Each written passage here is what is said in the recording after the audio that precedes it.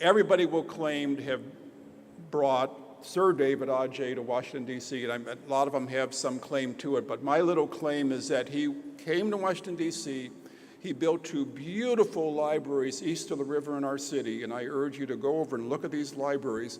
And nobody with his work in our libraries, and obviously his work on the National Mall at the National Museum of African American History, understands better these struggles, this evolution, this important intersection in the public realm of the local space that's DC and the national space that's the story of our country. So, David, welcome back.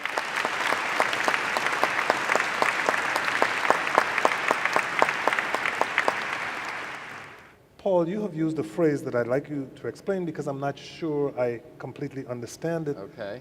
It's about architecture and its ability to preserve the visibility of time. Right. Talk about that.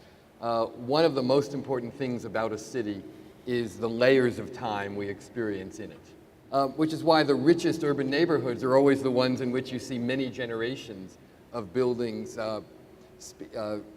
together, really.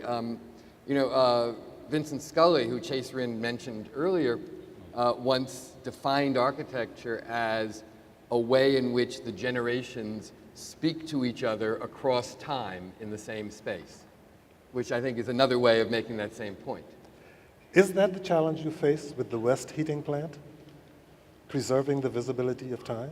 It's the classic Washington paradigm in the sense that it's the federal government putting something in a kind of traditional environment, shifting the actually completely reorientating the kind of focus of that space, that place, and then the technology becoming redundant, and then now having an artifact shell, and how do you work with that? But unlike the 19th century where you had beautiful bones, you now have a building which is about cladding, really. Yeah.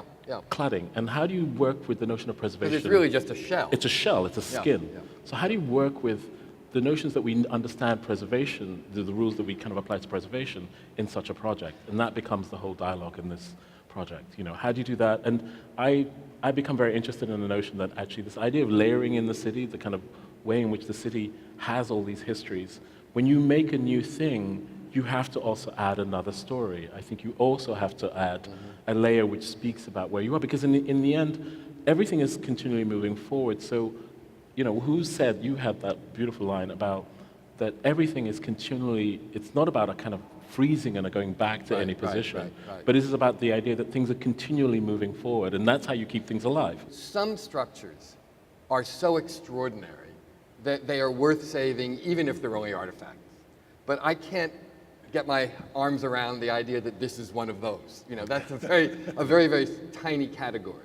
I think the West Heating Plant really needs to be a source of ongoing life for the city, which is a different thing than being an artifact, but it can incorporate its past life into a new life, which is what you're trying to do, I think.